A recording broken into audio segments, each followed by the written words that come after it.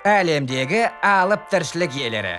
Бәріне сәлем достар. Жер бетінде тіршілік етіп жатқан 100 мың түрлі жан-жәндіктер арасында өзінің өлшемдерімен таң қалдыратын алыптар, нағыз титандар бар екенін білесіздер ме? Әлде естігендеріңіз бар ма?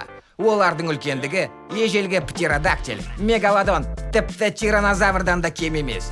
Ендеше сөзден іске көшіп, 1000 рет айтқанша бір рет көрсетейік. Бүгін назарларыңызды сіздерді таң қалдыратын әлемдегі ең алып жануарлардың үздік бестігі. Кеттік! Дафлейн осьминогы. Мұхиттың жұмбақ әлемінде адам ашпаған талай құпия бар. Соның бірі мұхиттың алып тұрғындары. Ондай бір алып тұрғын осыдан бірнеше ғасыр бұрын әлем теңізшілерінің жүрегінде үрей туғызған орасан зор алып кракен. Алайда кракен ол тек қана мифтік құбыжық. Ал біз сізге шынымен де, салмағымен де, көлеммен де, жүрегіңізде қорқыныш тудыратын нағыз су тұрғынымен таныстырамыз. Танысып қойыңыздар. Гиннес рекордтар кітабының жазуы бойынша әлемдегі ең ірі осьминог Дафлейн осьминогы. Осы уақытқа дейін адамдар кездестірген ең ірі түрі салмағы 272 келі. Ал денесінің ұзындығы 9,5 метр. Ал ең қызығы, осындай алып құбыжық негізінде кішкентай 3-4 мм уылдырықтан пайда болады. Сену енді өте қиын. Дафлейн осьминогы көзінің дәл үстінде орналасқан мүйіз сияқты өсінділер үшін теңіз сайтаны деген атақ алған. Мұхиттағы басқа құбыжықтармен салыстырғанда осьминог тереңде жатып алғысы келмейді. Сол себепті су астына шамамен 300 метрге ғана төмендейді. Сондықтан болар Дафлейн осьминогы барлық осьминогтардың ең ірі түрі ғана емес, сонымен қатар жан-жақты зерттелген түрі. Арктикалық цианея. Әлемдік мұхиттағы ең ірі медуза Артур Конан Дойлдың «Арстанның жалы» атты шығармасынан кейін ғана әлемге кеңінен танылды.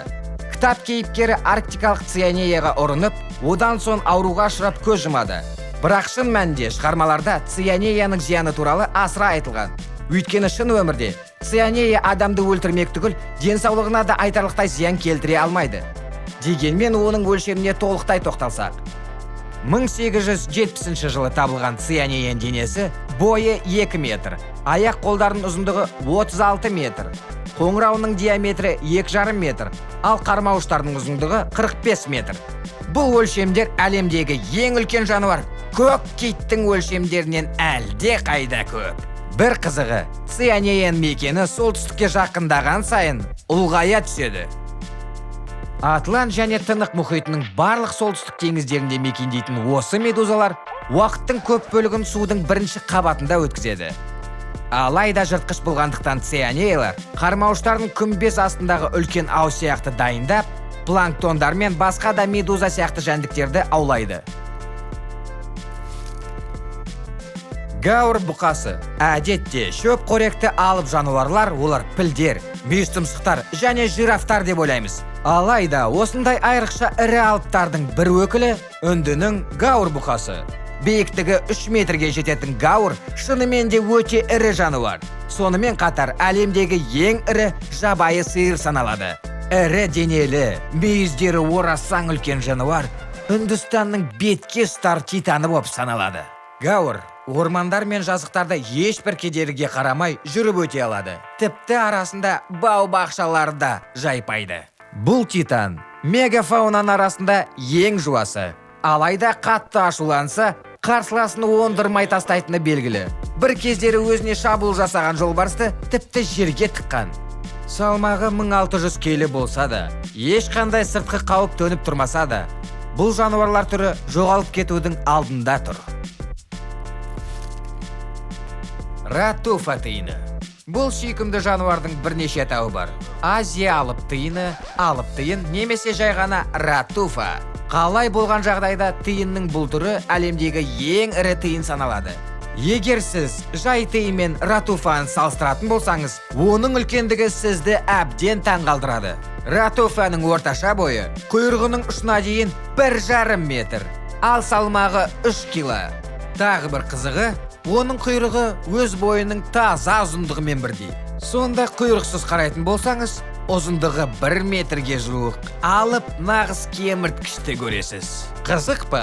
Бір қарағанда мегатин өте сүйкімді. Үлкен дөңгелек құлақтарының ұшында әдемі үкілері бар. Аяқтарында ұзын тырнақ, ал табандары жұп-жұмсақ. Ратуфаны үнді Қытай мен Үндістанда, Непал мен Цейлонда кездестіре аласыз. Бұл кеміргіштер ылғалды тропикалық ормандарда жақсы көреді. Барлық өмірін биік ағаштардың басында, бір ағаштан бір ағашқа секірумен өткізеді. Айтпақшы, бұлар бір секіргенде 6 метрді бағындыра алады. Ал ағаштың басынан секіргенде 10 метрді емін еркін артта қалдырады.